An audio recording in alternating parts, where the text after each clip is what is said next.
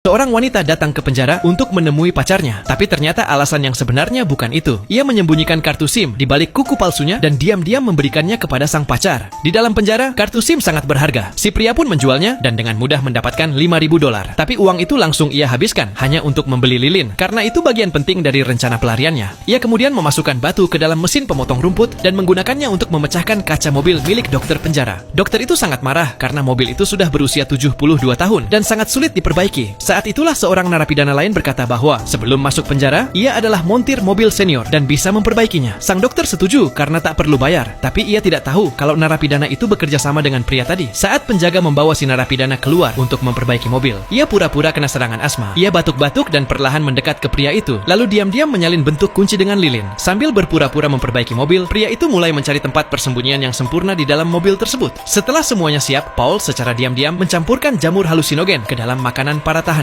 Setelah semua memakannya, Paul memberi isyarat kepada rekannya Matt untuk memulai rencana. Matt menghampiri penjaga dan mengatakan ia perlu pergi ke ruang medis, bahkan bersedia diborgol. Perlahan, efek jamur mulai bekerja. Para tahanan mulai bertingkah aneh, bahkan staf dapur pun ikut terpengaruh. Di tengah kekacauan, Chu mengambil pisau dan berpura-pura menyayat tangannya. Para penjaga segera membawanya ke ruang medis. Kekacauan menyebar ke seluruh penjara. Suster memanggil penjaga untuk meminta bantuan darurat. Bahkan sang dokter ikut terlibat. Melihat kesempatan itu, Matt menggunakan alat khusus untuk membuka borgolnya. Lalu bersama Chu, mereka menggunakan nitrogen cair dari ruang medis untuk membekukan dan melemahkan kunci pintu. Pintu pun terbuka dengan sendirinya. Lorong-lorong penjara kini kosong. Keduanya bergerak diam-diam menuju gerbang utama. Matt mengeluarkan kunci dari sabun yang sebelumnya telah ia cetak. Ia mencoba membuka gerbang dengan kunci itu, tapi gagal karena kuncinya terlalu lunak dan mudah patah jika ditekan. Tiba-tiba mereka mendengar suara penjaga mendekat. Tanpa berpikir panjang, Chu mengalihkan perhatian penjaga dengan menampakkan dirinya. Pengorbanannya berhasil. Matt berhasil membuka gerbang dan melarikan diri. Ia dengan cerdik menghindari polisi dan berhasil sampai ke mobil dokter. Ia membuka bagasi dan masuk bersembunyi di dalamnya. Sementara itu, dokter mengatakan pada penjaga bahwa kelakuan aneh para tahanan disebabkan oleh jamur dan memakan jeruk bisa menyembuhkannya. Setelah itu, dokter membawa barang-barangnya dan keluar dari penjara. Para penjaga memeriksa mobil dokter dengan sangat teliti, tapi tak menemukan apapun. Tidak ada yang tahu kemana Matt pergi. Saat dokter sampai di rumah dan keluar dari mobil, ia mendengar suara aneh dari jok belakang. Perlahan bantalan jok mulai robek terbuka dan Matt pun muncul dari dalamnya.